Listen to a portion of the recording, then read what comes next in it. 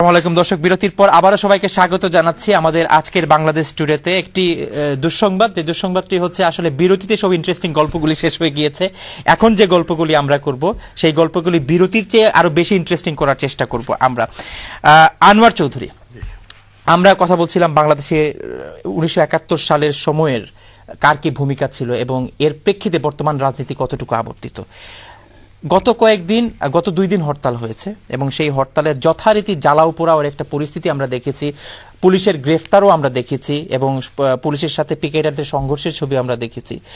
কিন্তু গতকালকে রাতে আমরা যেটি দেখলাম যে চাঁপাইনবাবগঞ্জের একটি বাড়িতে, একটি গ্রামে যে পুলিশ আক্রমণ করলো এবং সেখানে তারা আসামি ধরতে যে গ্রামবাসীর হামলার শিকার হলো এবং গুলিতে 4 থেকে 5 জন, কিংবা কোনো কোনো পত্রিকা বলছে যে 7 জন মানুষও মারা গিয়েছেন। এই যে সহিংসতা এবং এই যে রাজনীতিতে যে নতুন কৌশল অবলম্বন করা হয়েছে বা নতুন একটি আঙ্গিক তৈরি করা হয়েছে পুলিশের মাধ্যমে গুলি করে মেরে ফেলা, আন্তর্জাতিকভাবে দেশের এই যে সুনাম ক্ষুণ্ণ বা পুলিশের যে সুনাম ক্ষুণ্ণ হচ্ছে, এই বিষয়ে আপনি কি বলবেন? এইটা আমি আপনাকে বলি, আপনি যদি একটু পিছনে তাকান দেখবেন যে এই দীর্ঘদিন ধরে এই আন্দোলনের শুরু হওয়ার আগ থেকেই জামাত কিন্তু পুলিশের উপর আক্রমণ করেছে বারবার, এটা কিন্তু দেখেছেন, এবং পুলিশকেই তারা টার্গেট করে। জানি না আমি তাদের পলিসিটা কি, হয়তো পুলিশের মনোবলটা যদি ভেঙে ফেলতে পারে, পুলিশ বাহিনী যদি নীরব হয়ে যায় তাহলে তারা জ্বালাও পুরাও আন্দোলন করতে, দখল করতে তাদের সুযোগ হবে। এটাই আমার মনে হয় তাদের যে স্ট্র্যাটেজি। যে আমি আপনাকে একটু আগে বলেছিলাম যে আমি 2 দিন আগে বাংলাদেশ থেকে এসেছি, যে হরতালে আমরা জানতাম যে হরতালের দিন ভাঙচুর হয়, গাড়ি ভাঙচুর, কিন্তু এখন দেখা যায় হরতালের আগের দিন, স্বাধীনতার দিবসের দিনেও জ্বালাও পোড়াও এবং বাসে আগুন দেওয়া, বাস জ্বালিয়ে পড়া, এটা হয়েছে। এই স্বাধীনতা আমি যে বিষয়টি স্পেসিফিক্যালি যে প্রশ্ন করতে চাই,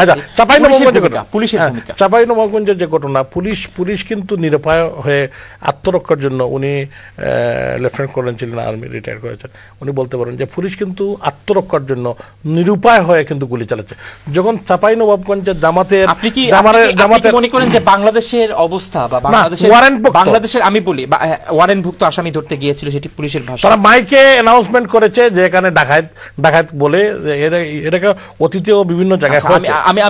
আমি যে প্রশ্নটি করতে চাচ্ছি যে বিষয়ে পুলিশ, আপনি কি বলতে যাচ্ছেন যে বাংলাদেশের জনগণের অবস্থা এই পর্যায়ে চলে এসছে যে পুলিশ এখন আর কোনো তোয়াক্কা করছে না গুলি করতে, নির্বিচারে গুলি করছে? আপনি একই সাথে গত কয়েকদিনে কেউ কেউ বলছেন যে 100, কেউ কেউ বলছেন 150, কেউ কেউ বলছেন তার চেয়েও বেশি মানুষ মারা গিয়েছে শুধুমাত্র পুলিশের গুলিতে 1 মাসের মধ্যে। না, আমি আপনাকে বলি, পুলিশ কিন্তু কোনো সাধারণ মানুষকে গুলি করছে না।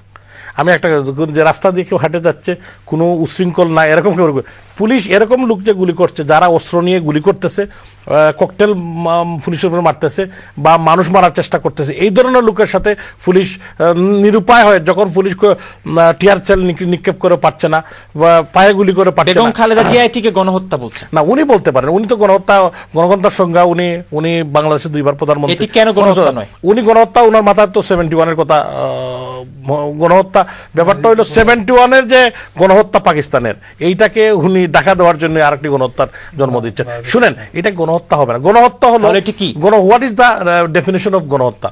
আমি মনে করি 2 জন বিজ্ঞ ব্যক্তি, গণহত্যা হলো যদি কোনো একটি নিরস্ত্র জাতিকে আপনার হত্যা করা হয় বা কোনো এথনিক গ্রুপকে হত্যা করা হয়, এরকম তো বিষয় না।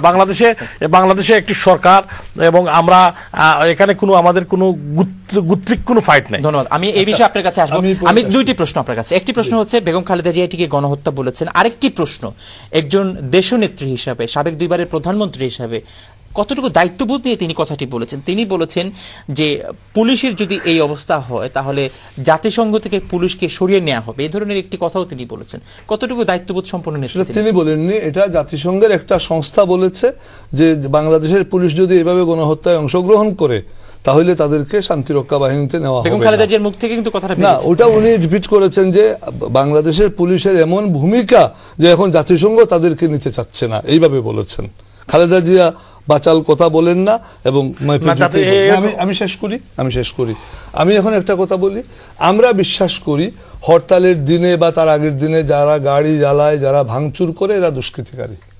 এবং এই দুষ্কৃতিকারীরা আমরা গত 5 বৎসরে, 4.5 বৎসরের আওয়ামী লীগের শাসনামলে মাত্র 30-31 দিন হরতাল দিয়েছি। আওয়ামী লীগ গত বিএনপির শাসনামলে 5 বছরে 173 দিন হরতাল দিয়েছিল এবং তারাও গাড়ি ভাঙচুর করেছিল, জ্বালাও পোড়াও করেছিল। জ্বালাও পোড়াও এখন রাজনীতিতে কারো কারো স্লোগান, সকলের নয়। ফাঁসি দাও, জবাই করো, এগুলো আওয়ামী লীগের সময় যে আমি বলছি, আমি শেষ করি। আওয়ামী লীগের সময় যে জ্বালাও পোড়াও হয়েছিল, কথাটা শেষ করি। আমি আমার এই সম্পূরক প্রশ্ন, আওয়ামী লীগের সময় যে জ্বালাও পোড়াও হয়েছিল সেটা আওয়ামী লীগ করেছিল। বর্তমান সময়ে যারা বিরোধী দলের থেকে জ্বালাও পোড়াও করছেন কারা করছেন? আমি জানি না কারা করছে। আমরা জ্বালাও পোড়াওয়ের পক্ষপাতী না। আমি বলছি কথাটা, আমার দল ও নেত্রী কখনো বলেননি জ্বালাও পোড়াও। শেখ হাসিনা কি কখনো বলেছেন সেটি? হ্যাঁ, তিনি বলেছেন আমি লাশ চাই, তিনি বলেছেন আমি লাশ চাই, কিন্তু আমার নেত্রী কখনো বলেন নাই যে আমি লাশ চাই। আমি বলছি কথাটা হচ্ছে যে এখানে আমরা যেটা করতে পারি, পুলিশের উপরে কথা হচ্ছে, পুলিশের জন্য একটি বিধিমালা আছে। আমরা যখন জাতিসংঘে ডিউটি করতে গিয়েছিলাম তখন আমাদেরকে শিখিয়ে দেওয়া হয়েছিল রুলস অফ এঙ্গেজমেন্ট, যে তোমার হাতে বন্দুক আছে, গুলি আছে, তুমি ইচ্ছা মতো গুলি করতে পারো। কাকে গুলি করবা? তোমাকে যে আক্রমণ করতে আসবে তাকে গুলি করবা, সেই পরিমাণ গুলি ব্যবহার করবা যাতে করে সে তোমাকে আঘাত করার শক্তি হারায়। কিন্তু নির্বিচারে আমরা দেখছি কি, পুলিশ পিস্তল সামনে নিয়ে এগিয়ে রাস্তা দিয়ে দৌড়ে যাচ্ছে গুলি করার জন্য, বন্দুক কাঁধে নিয়ে পুলিশ এইম করে জনগণের প্রতি গুলি করছে। সেই জন্য আমরা গণহত্যা বলছি। ধন্যবাদ। একজন কলার অপেক্ষা করছেন, দেখে কে আছেন। হ্যালো, আসসালামু আলাইকুম। হ্যালো, আসসালামু আলাইকুম। কে বলছেন?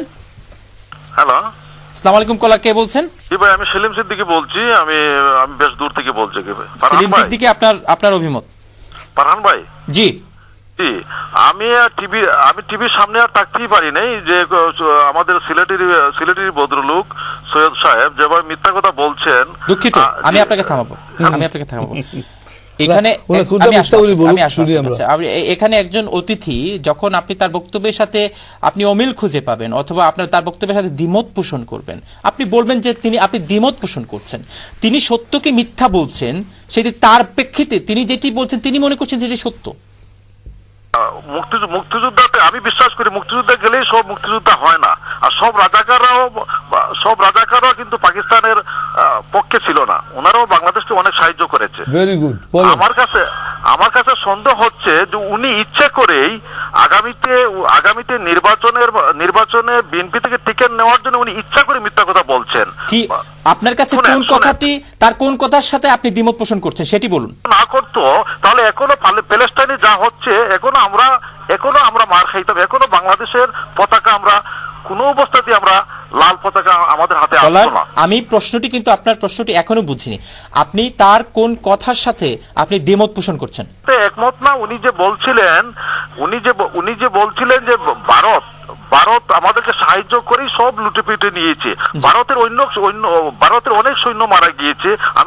আমি কয়েকবারই গিয়েছি এবং ইন্ডিয়াতে কলকাতা পরিচয় হয়েছে অনেকটা ফ্যামিলির সাথে।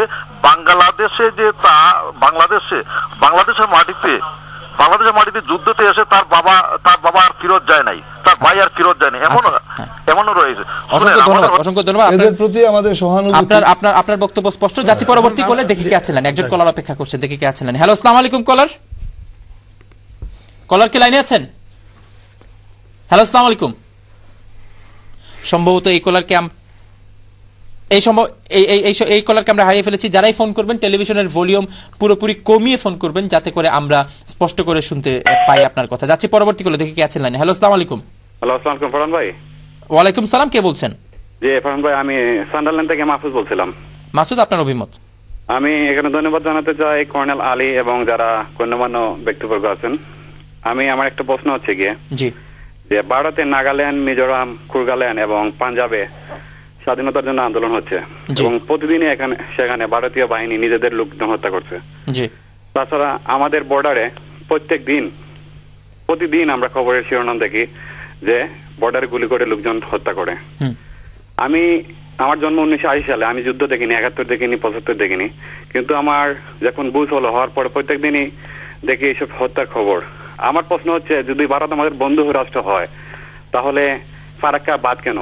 টিপাই মুখে বাদ কেন, প্রতিদিন বর্ডারে হত্যা কেন, ফালানির লাশ কেন, আমার উত্তরটা আমি জানতে চাচ্ছি। সেটাও বলেন, ফালানির লাশ কেন। অসংখ্য ধন্যবাদ আপনার কলের জন্য। তবে যেহেতু আপনি আরেকটি স্বাধীন এবং সার্বভৌম দেশের অভ্যন্তরীণ বিষয় নিয়ে কথা বলছেন, সে বিষয়ে আজকে আমরা কথা বলবো না, কারণ এখানে ভারতের কোনো প্রতিনিধি নেই। তবে ভারতের আপনি বাংলাদেশের সাথে ভারতের যে বর্ডার নিয়ে কথা বলেছেন সে বিষয়ে আমরা কথা বলতে পারি। আমি আসবো আপনার এই প্রশ্নের উত্তরে আসবো। আরেকজন কলার অপেক্ষা করছেন, দেখে কে আছে লাইনে। হ্যালো, আসসালামু আলাইকুম। আসসালামু আলাইকুম ফরহাদ ভাই। আমার সেকেন্ড প্রশ্নটা ছিল, তো আপনি জানেন কি ছিল? সেকেন্ড প্রশ্নটা কি ছিল? কোন নেত্রী বাংলাদেশে এখন বক্তৃতা রাখতেছে যে বাংলাদেশকে অচল করে দেওয়া হবে? এই প্রশ্নের উত্তর কিন্তু আপনি যখন প্রশ্ন করেছিলেন দ্বিতীয় সেগমেন্টের প্রথমেই কিন্তু কর্নেল আলী আপনার সেই প্রশ্নের উত্তর দিয়ে দিয়েছেন। না, উত্তরটা দেওয়া হয় নাই। আপনার মধ্যে উত্তরটা কি? কারণ আমি সেদিন আপনাদের এসটিভির একটা নিউজে দেখছি, আমাদের নেত্রী খালেদা জিয়া তিনি একটা মিটিং এ বক্তৃতা রেখেছেন, নতুন করে বলেছে যে বাংলাদেশকে অচল করে দেওয়া হবে, তবু আমাদের দাবি মেনে নিতে হবে। আপনি যদি পারেন 3 দিন আগে, মনে হয় না 2 দিন আগে একটা নিউজে আমি দেখছি, আমি দেখে বলি উনি কি বলতেছে। আর সেকেন্ড কথা হচ্ছে, বিএনপি কেন ভারতকে দেখতে পারে না? আর আমাদের দেশে খারাপ বাদ, এই ভাত সেই ভাত, ওগুলা হচ্ছে কেন, হয়েছে কেন? 6 ইয়ার্স 7 ইয়ার্স লাস্ট 12 ইয়ার্স কারা ক্ষমতায় ছিল? ধন্যবাদ আপনার কলের জন্য। বিএনপি ক্ষমতায় থাকাকালীন সময়ে ভারত কোনো বাদ দেয় নাই, দিতে পারে নাই। বিরোধিতা করা হয়েছে, প্রতিবাদ করা হয়েছে এবং থামিয়ে দেওয়া হয়েছে। ধন্যবাদ। আমি আরেকজন কলার অপেক্ষা করছেন, দেখি কে আছেন লাইনে। হ্যালো, আসসালামু আলাইকুম। আসবো আপনার কাছে আসবো। হ্যালো, আসসালামু আলাইকুম কলার। আমি এর আগে কলার প্রশ্নে যাওয়ার আগে আমি আপনার কাছে আসতে চাইবো যে আপনি গণহত্যার বিষয়ে আমি আসবো আপনার কাছে কলার, একটু আমাদের ধৈর্য ধরবেন। যে গণহত্যার বিষয়ে প্রশ্ন এসেছে এবং বেগম খালেদা জিয়া কেন এটি গণহত্যা বলেছেন সেটি কর্নেল আলী আহমেদ ব্যাখ্যা করেছেন। পুলিশ যেভাবে টার্গেট করে মানুষকে হত্যা করছে সেই জন্যই বেগম খালেদা জিয়া গণহত্যা বলছেন। আচ্ছা, আমি এটা নিয়ে আমি একটু কথা বলতে চাচ্ছিলাম। প্রথমত কথা হলো যে কোনো ধরনের হত্যা অবশ্যই গ্রহণযোগ্য না, এবং যাতে কোনো রকম হত্যা না হয় সে ব্যাপারে আমাদেরকে চেষ্টা করতে হবে। 1 2 নম্বর কথা হলো যে বাংলাদেশের এই যে লোকগুলো মারা যাচ্ছে এর একটা বাইরের একটা দৃশ্য কিন্তু আপনাদের ভুললে চলবে না। মাইকের থেকে মসজিদে বলা হয় সাইদির ছবি দেখা গেছে চাঁদে, বিভিন্নভাবে ইসলামিকভাবে উদ্বুদ্ধ করা হয়, আপনারা যান, আপনারা যদি গিয়ে মারা যান আপনারা শহীদ হবেন, আর যদি ফিরে আসেন তাহলে আপনারা গাজী হবেন। এই ধরনের উদ্বুদ্ধ করে তাদেরকে পাঠানো হয়, উস্কানি দেওয়া হচ্ছে। যে লোকগুলো যাচ্ছে যারা, তারা কিন্তু মরার জন্য প্রস্তুত হয়ে যাচ্ছে। দেখি কে আছে লাইনে। হ্যালো, আসসালামু আলাইকুম কলার। কে বলছেন? হ্যালো, আসসালামু আলাইকুম। ওয়ালাইকুম সালাম। কে বলছেন? ভাই আমি ইউসুফ স্টকটন থাকি। জি, হোক আপনার অভিমত। হ্যাঁ, আপনার আলোচনা বর্তমান রাজনৈতিক অবস্থা ও 2 নেত্রীর বক্তব্য, কিন্তু বিভিন্ন রকমের আলোচনা। আর আমি আপনার প্যানেলের অতিথি হলতের কাছে 2টা প্রশ্ন করতাম চাইলাম, স্পেশালি কর্নেল আলী আহমদ সাহেব, 71-এর মুক্তিযুদ্ধের সময় আপনি কোথায় ছিলেন? দ্বিতীয় জিনিস যেটা হলো জগলু সাহেব এবং আলী আহমদ সাহেব দুজনের কাছে আমার প্রশ্ন, 75 সালের 15ই আগস্ট বঙ্গবন্ধু শেখ মুজিবুর রহমান হত্যার পর থেকে শুনতে পাচ্ছি আওয়ামী লীগ ক্ষমতায় গেলে বাংলাদেশ ভারত হয়ে যাবে, মসজিদে মসজিদে উলুধ্বনি শুরু হবে। আমার অতিথিদের কাছে প্রশ্ন, বাংলাদেশের কোন মসজিদে কি এই পর্যন্ত উলুধ্বনি হয়েছে? আওয়ামী লীগ ক্ষমতায় এলেই ভারত যুযু শুরু হয়। এই আলোচনা করা বাংলাদেশের সাধারণ মানুষকে কি বোঝাতে চাচ্ছেন আমি বুঝতে পারতেছি না। তৃতীয় জিনিস যেটা হলো রক্ষী বাহিনী, 75-এর পরবর্তী সময়ে রক্ষী বাহিনী গঠন করা হয়েছিল, সেটা সেই সময়ের প্রয়োজনে। আজ যে র্যাব গঠন করা হয়েছে সেটা কেন? ধন্যবাদ আপনার কলের জন্য। আপনি সরাসরি কয়েকটি প্রশ্ন কর্নেল আলী আহমেদের কাছে করেছেন, তবে আমি তার কাছে যাওয়ার আগে আমি আপনার কাছে আসতে চাই। গণহত্যা বলা হচ্ছে, আমি এই বিষয়ে আসবো আপনার কাছে। গণহত্যা বলা হচ্ছে, এটিকে আপনি গণহত্যা মনে করেন? এটা এক একজন এক একটা শব্দ দিয়ে এটাকে ব্যাখ্যা করে। বেগম খালেদা জিয়া গণহত্যা বলেছেন, আপনি কি মনে করেন সেটা সঠিক? আমি মনে করি এটা ব্যাপক হত্যা বা নির্বিচারে হত্যা হচ্ছে। এখন এটাকে কেউ যদি গণহত্যা বলেন বলতে পারেন, কিন্তু আমি মনে করি নির্বিচারে হত্যা করা হচ্ছে। কিন্তু ক্রাউডের দিকে নির্বিচারে হত্যা আর গণহত্যার মধ্যে পার্থক্য কি আপনার দৃষ্টিতে? পার্থক্য হচ্ছে গণহত্যা প্রবাবলি একটু বেশি ব্যাপক হলে, বেশি ব্যাপক। আর উনি যেটা বলতে চাচ্ছেন যে অর্থে তারা বলেছেন যে প্রিন্সিপলটা যে আমি নির্বিচারে মানুষ হত্যা করছি, এটাকে তারা গণহত্যা বলেছেন। ওনারা বলছেন যে নাম্বারটা চেয়ে প্রিন্সিপালটা, আমার ধারণা এই অর্থে। আপনি কি কোনো ফুটেজ বাংলাদেশের দেখেন নাই, কোন নিউজ দেখেন না আপনি? আপনার কি মনে হয়? আমি তো অবশ্যই দেখেন। আপনি কি দেখেন নাই যে 12টা থানাকে অ্যাটাক করা হয়েছে, থানা জ্বালিয়ে দেওয়া হয়েছে, পুলিশের উপর আক্রমণ? আপনি কি দেখেন না? এই একটা কথা তো আপনি বললেন না। আমি বুঝছি না আপনাদের মতো অন্ধ যেটা আক্রমণ হয়েছে, না না আপনাদের মতো লোক যদি না না আমি শুনেন, অত্যন্ত দুঃখ। শুনেন, আপনি অত্যন্ত একজন বয়োজ্যেষ্ঠ, অত্যন্ত বিজ্ঞ, আমার অত্যন্ত রেসপেক্টেবল, আপনাকে আমি রেসপেক্ট করি আমার মনের দিক থেকে, কিন্তু আমি অত্যন্ত দুঃখিত যে আপনার মতো লোক যদি এরকম একটা চোখ বন্ধ করে কথা বলেন। আমি তো চোখ বন্ধ করে, যে আপনি দেখেন না যে জামাতিরা পুলিশের উপর আক্রমণ করতেছে? আপনার চোখে পড়ে না এটা? আপনার চোখে পড়ে নাই যে এই সরকার ক্ষমতায় আসার পর ছাত্রলীগের যারা তারা গিয়ে বিচার হচ্ছে না, ফুটেজের কথা বললেন, আপনি কি কাগজে দেখেন না যে কতগুলো লম্বা দা, কতগুলো পিস্তল নিয়ে দিনের পর দিন তারা হত্যা, লুটপাট, টেন্ডারবাজি, আপনারা বহু বলছেন, আপনারা টেরর সৃষ্টি করেছেন, আপনারা দেশকে কারাগার বানিয়ে ফেলেছেন। আচ্ছা জগলুল ভাই, আপনি কি এই জন্যই পুলিশকে মারতেছেন? না না, এই জন্যই কি আপনি পুলিশকে মারতেছেন? এই জন্যই স্কুলের বাচ্চাদেরকে মারতেছেন? আমার কথা শেষ করতে আমি তো শুনেন, আপনারা আতেলগিরি বাদ দেন। শুনেন, আপনারা আতেলগিরি বাদ দেন। শুনেন আতেলগিরি বাদ দেন, এইগুলা কথা বইলা শুনেন। বাংলাদেশ কারাগার হয় নাই, আমি কথা বলতে পারি না। আমি আপনি স্পষ্ট করে ধরনের ভাষায় কথা বললে তো আমি কথা বলতে পারি। আমি এক ধরনের কথা বলতেন, আমি এর উত্তর এরকম দিলাম না। বাংলাদেশের টেররিজম, বাংলাদেশে যেটা চলছে নিখাত টেররিজম চলছে। জগলুল ভাই, আপনার চশমাটা খুলে দেখেন, আপনার মতো মুরব্বী লোক এরকম অন্ধভাবে কথা বলা মিডিয়াতে ঠিক না। দুঃখজনক। আচ্ছা, এটা হয়তো উনি অসত্য মিথ্যা কথা বলবেন না প্লিজ। আমি আপনাকে, সেটা হচ্ছে ফ্যাসিবাদের চরম ফ্যাসিবাদ। আপনারা ফ্যাসিবাদী কথাগুলো এগুলো কোথা থেকে একটা ল্যাঙ্গুয়েজ শিখছেন?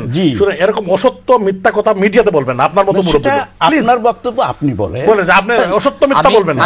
আমি যদি একটি প্রশ্ন সরাসরি করি, যে তিনি বলেছেন যে এটি নির্বিচারে হত্যা, তিনি এটি বলেছেন, তো উনি দেখেন নাই যে পুলিশের উপর আক্রমণ করা হচ্ছে, 12 জন কনস্টেবলকে জ্বালিয়ে দেওয়া হয়েছে? এইটা একবারও বলেন নাই। আপনার বক্তব্য সেলফ ডিফেন্স। আমি তার কাছে প্রশ্নটি আসি, একটা প্রশ্ন আনোয়ারুজ্জামান, যে 12টি থানায় আক্রমণ হয়েছে সেই থানার সামনে কাউকে গুলি করে মারা হয়েছে? অবশ্যই অবশ্যই অবশ্যই। গাইবান্ধাতে না, গাইবান্ধাতে একজন, বরিশালে, যশোরে একদম রাস্তার লোকজনকে গুলি করে, সিলেটে যে ছেলেটা মারা গেছে আচ্ছা, এখন শুনেন, একটা ঘটনা বলি আপনাকে আমি আপনাকে একটা ঘটনা বলি। ব্যাপারটা হলো, মানুষ যখন অন্ধ হয়ে যায়, ব্যাপারটা হলো কিছু লোকজন, বাংলাদেশের কিছু বাম লোকজন এত পছন্দ রয়েছে। 1971 সালেও এরাও মুক্তিযুদ্ধের সেই পছন্দগুলো আওয়ামী লীগ মাথার মধ্যে আওয়ামী লীগ, বঙ্গবন্ধু, মুক্তিযুদ্ধ, ভারত বিদ্বেষী কথা বললেই উনাদেরকে খুব বিজ্ঞ কোন আলোচক, কোন বিশ্লেষক বলায় মানুষজন যাতে বলে, এইটাই বলে। ব্যাপারটা হলো, আমার কথা হলো, জগলুল সাহেবের মতো লোকের, উনি পুলিশের উপর দিন দিন জামাতের কর্মীরা আক্রমণ করতে, এটা উনি দেখেন নাই। তারপরে উনি পুলিশকে হত্যা করতেছে, 12টি থানা আক্রমণ, একবারও বলেন নাই, কিন্তু উনি বলেছেন নির্বিচারে হত্যা। এই বিষয়ে আমি তার কাছ থেকে বক্তব্য জানতে চাই। এই যে মানে এরকম অনুষ্ঠানে প্লিজ আমাকে আর প্লিজ সত্যকে সত্য আমার মতো লোক। আমি আনোয়ার চৌধুরী, আপনি রাজনীতিবিদ, আপনি রাজনীতিবিদদের মতো অবশ্যই কথা বলবেন, এবং একই সাথে আপনার রাজনৈতিক দৃষ্টিভঙ্গি থেকে আপনার বক্তব্য কিন্তু আমরা সাধারণ। আমি দুটো প্রশ্নের জবাবটা শেষ করি। আপনার কাছে সরাসরি প্রশ্ন এসেছে, একটি প্রশ্ন এসেছে ব্যক্তিগত। 71 সালে আমার ভূমিকা কি ছিল? না, ভূমিকা ছিল না। আমি বলি আপনাকে, একটি প্রশ্ন আমি স্পষ্ট করি, এটি আপনার উপর ব্যক্তিগতভাবে তিনি বলেছেন, এটি দেয়া এবং না দেওয়ার সম্পূর্ণ অধিকার কিন্তু আপনার রয়েছে, সুতরাং আপনি উত্তর দিতেও পারেন, নাও দিতে পারেন। তিনি আরো কিছু যে প্রশ্নটি করেছেন যে 15ই আগস্টের পরের ঘটনা তিনি উল্লেখযোগ্য করেছেন, এবং ভারত আমাদেরকে যেভাবে সহযোগিতা করেছে সেই বিষয়ে তিনি কথা বলছেন। এই বিষয়ে আপনি বক্তব্য দেন। 15 আগস্টের পরে যেটা বলা হয়েছে ভারতীয় জুজু, সেই ভারতীয় জুজু, পাকিস্তানের জুজু, এগুলো হচ্ছে এক একটা রাজনৈতিক হাতিয়ার। যে দলই বিরোধী দলে যায় তারা একটা হাতিয়ার ব্যবহার করে, যে সরকারে যায় তারা একটা হাতিয়ার ব্যবহার করে। সেই প্রসঙ্গে আমার কোনো বক্তব্য নেই। আমার কথা হচ্ছে, এবং বিএনপি বারবার একটি ব্যবহার করছে না, বিএনপি বারবার ব্যবহার করছে না, এটা আওয়ামী লীগ ব্যবহার করেছে। আজকে আওয়ামী লীগ যে কোনো জায়গাতে একটা শিয়াল মারলে বলে যুদ্ধাপরাধীদের বিচার থামাবার জন্য কখনো এই কথাটি বলেননি যে আওয়ামী লীগ ক্ষমতায় আসলে মসজিদে মসজিদে উলুধ্বনি? না, এটা কেন, কে বলছে? কোনো প্রমাণ নাই। না, কি বলা হয়েছে? আজকে মন্দির ভাঙ্গা হচ্ছে জামাতিরা এবং বিএনপির লোকেরা মসজিদ মন্দির পাহারা দিচ্ছে, এখন মন্দির এবং হিন্দুদের বাড়ি পাহারা দিচ্ছে। আমার সময় শেষ, আপনাকে ধন্যবাদ কলারের উত্তর দেওয়ার জন্য। আনোয়ার চৌধুরী, আমাদের অনুষ্ঠানের সময় শেষ, আপনাকে 30 সেকেন্ড সময় দিলাম। সমস্যা তো চলছে, এটি তো বাস্তবতা। সমস্যা, বাংলাদেশ এখন একটি সংকটে রয়েছে, এটি তো বাস্তবতা। প্রধানমন্ত্রী শেখ হাসিনা পর্যন্ত বলছেন যে বর্তমান সময়ের সংকটে রাষ্ট্রপতি জিল্লুর রহমানের মতো একজন মানুষ ছিল, তার মানে তিনি স্বীকার করছেন যে বর্তমানে সংকট চলছে। সেই সংকটের জন্য, সংকট সমাধানে আপনার দলের কি ভূমিকা থাকা উচিত বলে আপনি মনে করেন? আমি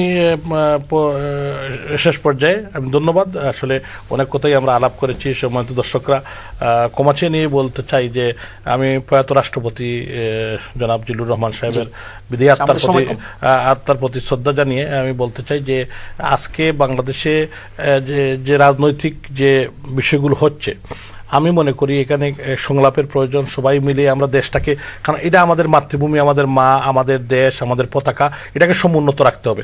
আমরা সবাই মিলেই আমাদের এখানে যতই আমরা বলি না কেন যে এই কথাটুকু আমি উত্তর দিতে চাই না, যে বিগত আমার যতদিন পর্যন্ত বয়স বা প্রাপ্ত বয়স হয়েছি তখন থেকে শুনেছি যে আওয়ামী লীগ ক্ষমতা গেলে বাংলাদেশ সংলাপের প্রয়োজন সবাই মিলে। এখন আওয়ামী লীগের সাধারণ সম্পাদক আমি ওনার পাশেই ছিলাম, উনি বলেছেন যে সবাই মিলে আমরা দেশটাকে এগিয়ে নিতে হবে, কারণ সরকার একা পারবে না, সংলাপের উদ্যোগটা তাদেরকে নিতে হবে। জগলুর স্যার, আপনার কাছে আমার একই প্রশ্ন, সংকটে আছে দেশ, সমাধানের উপায় কি? 30 সেকেন্ড সময়। আমি মনে করি দেশ অত্যন্ত সংকটে আছে এবং এই সংকট থেকে আমাদের উদ্ধার হওয়ার জন্য প্রতিটি দলকে তাদের দেশের প্রয়োজনে রাজনীতি করতে হবে, ব্যক্তি দলীয় স্বার্থে না। অর্থাৎ তারা যদি আলাপ আলোচনা করে একটা সমাধানে পৌঁছাতে পারেন খুবই ভালো কথা, আর তা না হয়ে যেভাবে বর্তমানে চলছে এভাবে যদি চলে আমরা অনিশ্চিত ভবিষ্যতের দিকে এগিয়ে যাচ্ছি। আমি আপনার কাছে আসবো কর্নেল আলী আহমেদ, একই প্রশ্ন, সমাধানের উপায় কি? সমাধানের উপায় হচ্ছে এখন সরকারকে উদ্যোগ নিতে হবে, সরকারি দলকে উদ্যোগ নিতে হবে, কারণ তারা ক্ষমতায়, তাদেরকে ডাকতে হবে বিরোধী দলকে সুনির্দিষ্ট এজেন্ডা দিয়ে যে এই পয়েন্টে আপনাদের সঙ্গে আলোচনা করব, আসেন। ধন্যবাদ।